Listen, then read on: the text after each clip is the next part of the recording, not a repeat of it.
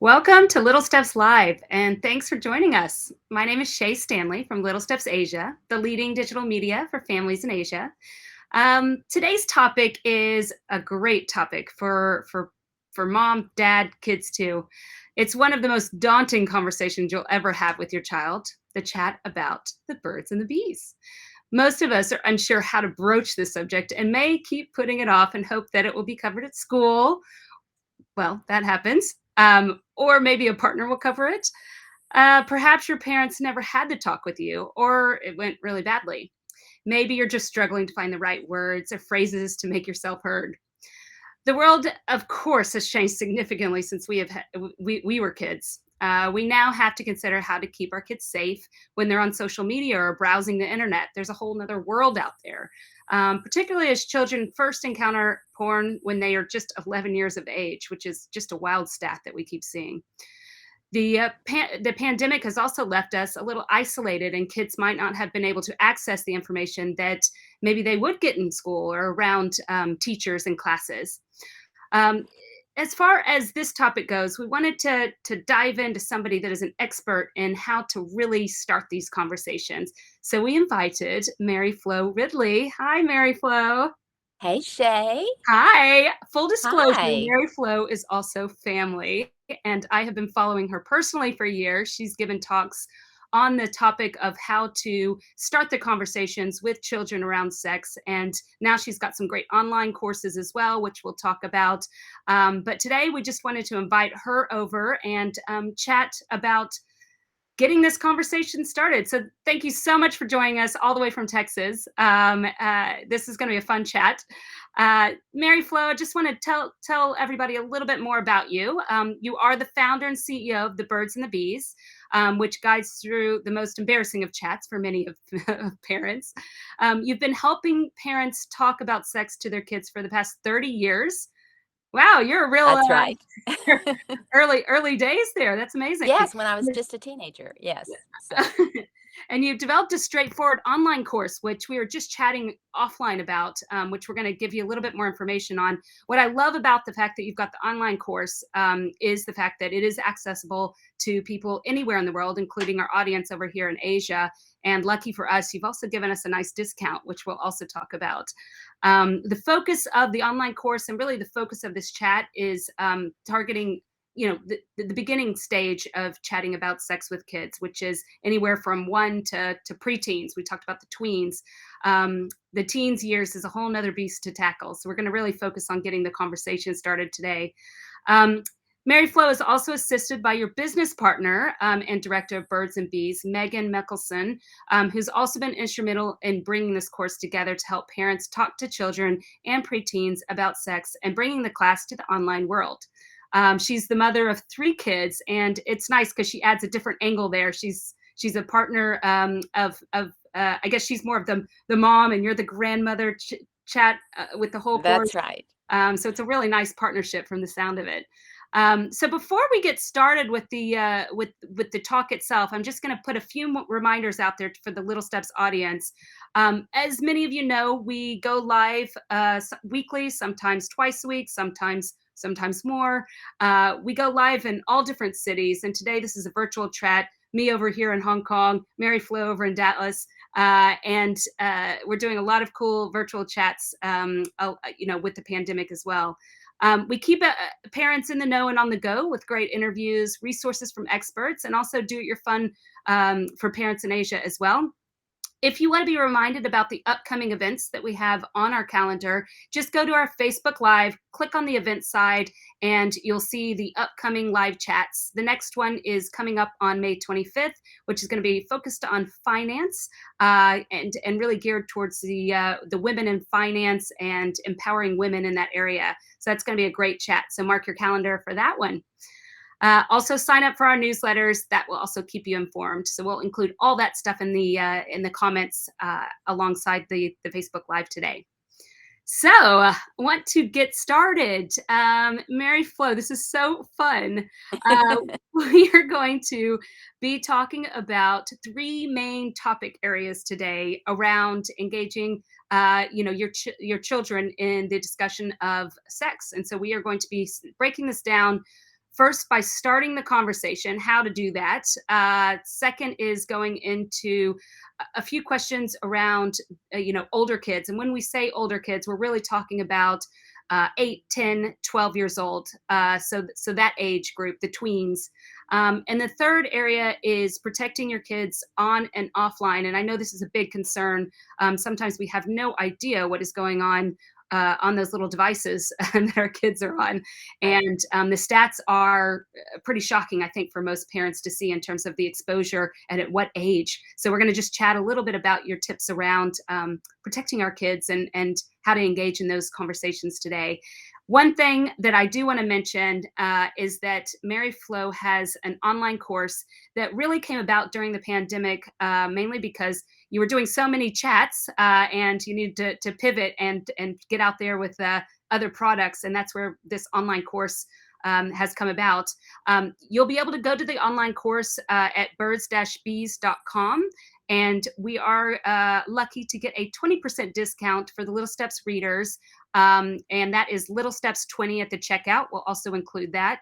That's all caps in the code. And Mary Flo, maybe before we get started, can you just tell us Yes. briefly about the course? The course is not very long. Sometimes people hear a course and they're like, I do not have time to take the course. But all in, it's just about an hour, a little over an hour. And so we have several steps, just like you all are little steps. And by the way, I have to say, Shay, I'm so proud of you. This is such Aw. an amazing thing, such a service that you provide for these Asian families, um, or families in Asia. Um, but we go through each of the steps. Megan and I do it together. We start with preschool age children, things that are appropriate to talk about there, and then we go all the way up to preparing for adolescence. And so we talk about resources. We include our most frequently asked questions. We also have a 30-page digital workbook, which helps parents. Sometimes we have a lot that we need to process about ourselves, or that our spouse and ourselves, we need to do it together with them. So there's some things we need to think about as we move into these conversations, and what will be challenging for these conversations for us because of our past or because of our anxiety about it. And so with the course, it's just a little bit, it's about a little over an hour, and it includes the digital workbook. So we Oh, talk that's about fantastic. a lot. We just talk fast. Well, it's nice that you were able to get that all in 1 hour, because you are right. I think there is a lot of, Zoom fatigue that's out there, but these are important topics, and if you can really, put it in a concise way, that's super. That's what parents want. So thanks for that. And I will say it is hard to get this type of information out here in Asia. So we are lucky to have you, and the fact that online course is digital and accessible. So we'll make sure and include that information so that everybody can get a hold of that and the discount code. So thank you for that. You're Um, welcome. I want to say one more thing about the course. One thing that we keep getting sort of comments about that parents love. It's one thing if you have a book and you read what to say, but we actually give you sample conversations and we say it out loud. oh, So that's it's great. like, okay, that's how that sounds. I've never heard it because my parents never told me, and I've never said it. So hearing sample conversations, obviously you can say it however you want to. You don't have to say it the way we do, but at least you will be hearing sample conversations. Oh, So that's handy. Oh, yes, that is a good point. Thank you. sure. So let's get started, shall we? So the Yes. first topic that we are going to cover is obviously the first one, which is starting the conversation. So the first question is how to start that conversation. How can parents initiate a conversation about the birds and the bees with their child? Right. Okay, well, usually there are two types of children. There are the question askers, and there are the question avoiders, the topic avoiders. And sometimes we feel lucky when we have children that don't ask, but they're not going to get away from us. We've got to visit with them as well. So we'll talk about them in just a second. But in either case, we tell parents to take one step before they actually start talking to their kids, because what we want parents to do is to have a strategy, kind of a where am I going with these conversations moment to themselves. And what we want them to answer is this question: what is the main thing I want my children to know about sex if they're growing up in my family? Mm, that's a good Seems point. like a simple question, but it requires some thought. And the more parents have that in their mind, we also ask them to write it out in one sentence. Okay, this is the main thing I hope is their takeaway years from now when they've left my house. This is what I hope they learned from me about sex. And the reason why we ask people to do that is because this conversation is going to be different from family to family, right? Like no two parents are going to do this exactly the same, but Mm, you want to know what are your priorities? What do you hope they understand? And so if you can write that out, then that's the sentence that you'll draw vocabulary from. And that's where you'll know, okay, this conversation has a purpose, because instead of just reacting to a word they heard at school or picked up in a restaurant and you're trying to react, you're filtering your answers through that message. So it's just an important, and that's what the workbook helps parents develop. We have several pages about that. But having that message, that overall message, gives you, instead of just defending your children against maybe some damaging messages in the culture, you're actually giving them a message that, this is what I really want you to know about sex. This is what I hope you understand about sex. So that's going to vary from family to family, but we ask parents to come up with that message because that keeps you on track in your conversation. And I then, think that's a really nice way to put it, because you are right. I think a lot of times when you get to the playground and you talk to other parents and they're like, "How do you embrace this?" Everybody's got their own story. Everybody's got their own way of what they want to teach. So it is so personal. It is a good point. You have to think about it from your standpoint, what you want to say. exactly. And I think, sometimes, like you said earlier, we depend on the school, but the school has a purpose also. Like, what is their main point? And it Mm, may be different from yours. Some people will really want to focus on health. Some people, and maybe all of us, want to focus on that. Some people will want to incorporate their faith, or some people will want to talk about just circumstantially what they think is the right situation. So there's just a lot that children need to know about, but mainly they want to hear personally from you. What's the main thing you want me to understand about?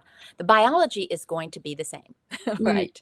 Whether it's in China or the States, the biology doesn't change, but the values surrounding the biology, or your viewpoint. And you can say, this is what a lot of people will say, but I would say this is what mm. I think is the most important thing to learn. But you're going to hear a lot of opinions about it. So, and eventually you'll make up your own mind. But just so you know, as the person that loves you so much, I want you to understand this. So we just want parents to be empowered to do that, to find their voice. But you can't really get that from someone else. It has to be like, your children need to hear your heart. Yeah. So it's a discovery thing that we ask parents to enter into, so that they know when they do, excuse me, they know when they do talk to their kids that it's really what they want them to hear. I almost feel like it just takes the pressure off just hearing that one that one answer. What but age but is then a you do good? have to start a conversation. So I Yes. will say, yeah. So then now we've got this is the main thing I want my children to know about sex if they're growing up in my family. And then the next step is, okay, I have this message, but do I have a vocabulary?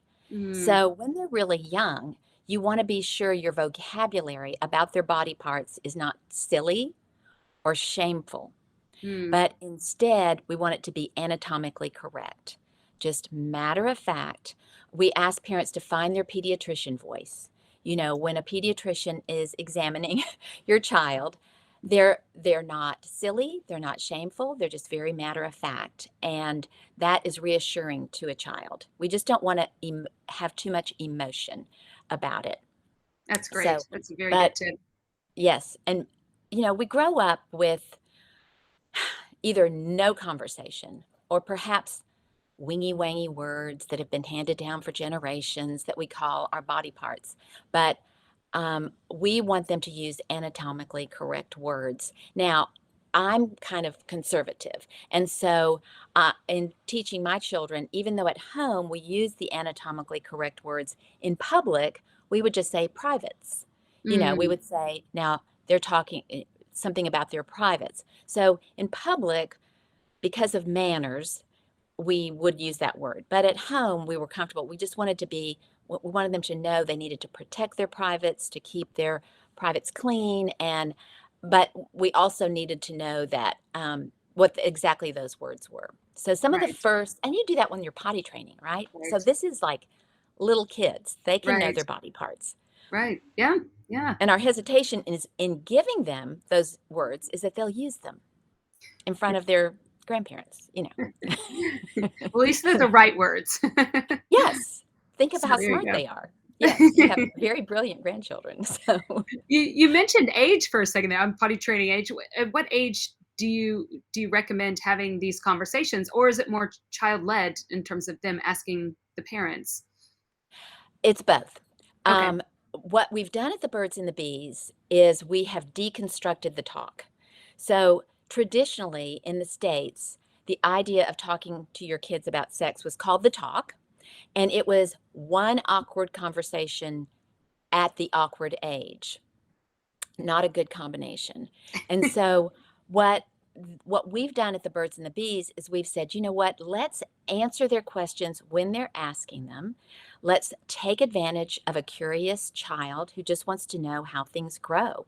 So this starts with lots of micro conversations. So maybe when you're expecting your second child, you talk about birth. That's usually the first question that children ask is, how is that baby getting out of there?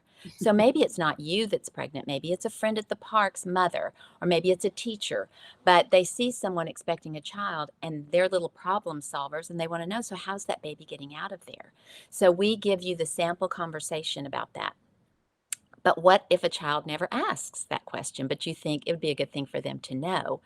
Then a phrase that we like to use at Birds and Bees is this: sweetheart, have you ever wondered exactly how that baby's going to get out of there? So you're actually giving them permission to be curious about Mm, this. Does that make sense? right, right. So it's both. You let them ask questions, but some children, and usually it's the firstborn, I would say typically it's the firstborn who feels a little bit awkward asking some questions. And so you have to initiate with them. But the best way to initiate is kind of to still tap into their curiosity. Have you Mm. ever wondered exactly how that baby's going to get out of there? And then you can tell them. Unless they say, "No, I've never wondered." And then you can say, "Well, guess what? You can wonder about it now. Wonder no longer because I'm going to tell you." Put this in your head now. Yeah. Yes, exactly. These are And we great. try to, yes, and we try in the birth story to really dazzle them, really go through a lot of details because that starts to set you up as the loving authority on this subject. Like the more, instead of saying, well, I just go to the hospital and the doctor or the midwife helps me, or I just go into the bathtub and take care of it. The more details we can give them in the birth story, the more vocabulary of umbilical cord and uterus, and Mm, actually the baby's not in the mommy's tummy. The baby's in a special place where a baby grows called the uterus. And the more you sound like an expert on this topic, the more they are in the future going to come back and ask you more questions, which is really what we want. We don't want them to right, Google these things. So right, you just right. don't know what they're going to get. So no, having yourself set up as the expert, in a loving, small, miniature conversations. Um, Sometimes we think, okay, now that you know about that, you have to know about everything. And that's not true. You Right. can take it in bite-sized conversations. Excellent. Yeah, I think the kids that's the biggest difference between kids and adults is that there are these kind of series of micro conversations to kind of get these bigger things that we need to address in all different types of topics, and this being one of them. So these are really great tips for starting the conversation. Is there anything that you haven't covered, or anything that you want parents to kind of keep in mind before we move to the second topic area? Well, one thing that is that we talk about, it doesn't even seem like it's related to sex, but when children are young, it's good for them to know how everything reproduces. So, Mm, just a focus and an observation of seeds and eggs actually helps once you tell the story of conception. mm, So this is so easy. It's in your kitchen, it's snack time, it's at a picnic. You, instead of going straight to the garbage with the core of the apple, open it up. Talk about how, isn't it amazing how deep inside of every living thing is part of what it takes to make the next living thing just like it. mm, So a focus in childhood years on seeds and eggs and how all living things grow makes it less sensual, I would say, when we start to explain, so how did that baby get in there? mm. Because we're going to be talking about seeds and eggs once again. And so Yes. it's not a new topic. And that kind of brings into focus, what we want children to understand when they're young. They don't really need to understand the dangers, the pleasures. What they want are kind of the mechanics and how did this happen? How does this work? And that's so seeds and eggs help with some of that Make vocabulary. make the connections. Yeah, that's great. These Yeah. are really good tips. I guess the 30 years of experience, you do you do have some good ones. I'm like, "Oh, that's brilliant." Well, thank you so much. This first topic was really talking about starting the conversation, and we're gonna kinda go a little bit more into, carrying that conversation, forward, especially into the tweens. Before we do, Yes. I just want to, remind those that are just joining, today we are over here with Mary Flo Ridley. She's at the Birds and the Bees. We are talking all about how to talk to your children about sex. And with that, Mary Flo's also got an online course that we're going to be leaving the information in the comments so that you can grab that. But you can access that 1 hour online course along with the discount code for Little Steps readers, 20% discount in the comments there, so you can access it and get the whole digital workbook as well as the online course after the chat as well. So the second area that we're going to be talking about today is carrying the conversation further. So we've covered the toddler years. They've got the initial conversations, the micro conversations going. So now they're getting a little bit older. They do have digital devices and other things that are kind of coming into play. So we're going to talk about the second topic, which is more around the birds and the bees for older kids being preteens. So this is more of the tween years, essentially. So the first question I have in that area is if the parent hasn't had the conversation yet and their child is a little bit older, is there a right way to approach it for that age demographic? When we approach our children that we haven't talked to, one thing that I really encourage parents to do is to sort of own it, to Mm, say, perhaps, like if you're, especially if you're talking to a 12-year-old child, there is a topic that's never been on the table here. We've never brought it up. I don't know exactly why. There's just an awkwardness to it that I've avoided. So I apologize for that. But it's a very important topic. And we're going to start talking about it. We're not going to start tonight. I just wanted to give you a heads up that in the next 6 months, we've got a lot of things to cover. I want to catch you up on body parts. I want to catch you up on birth. And if they're that age, I want to catch you up on conception. I want you to know these things. I want you to know my heart about them as well as the biology. So, my assignment is to get ready for these conversations so that I give you really good information. Your assignment is to bring me some questions you may have. And then I would encourage parents to carry on these conversations, not face to face across the table. That doesn't work well, but instead, shoulder to shoulder. Maybe taking a walk, maybe, I don't know, sorting the socks, doing the laundry, having your eyes look somewhere else. I know we're in Texas and we have a lot of fire pits. So, sitting outside in front of a fire but Definitely, or in the car, but not necessarily looking eyeball to eyeball because of the awkwardness of the conversation. But then I would start out with little bits. So I'd catch them up to where you think they need to be. The story of conception can be one that you tell in layers. And so when they're little, you can just talk about how, a husband and a wife were made to fit together in a special way, and the seed or the sperm that's inside of the daddy goes inside and meets with the egg inside of the mommy. You can just be that simple about it. But as they get older, they need to know more information and more details. But what they need to understand really is that this is a conversation. A lot of parents don't want to tell their children these things because they're afraid their children will tell other children. So you also need to reinforce the fact that these are parent-child conversations. And within our family, you are free to come to me and ask me anything you don't understand, and I will come to you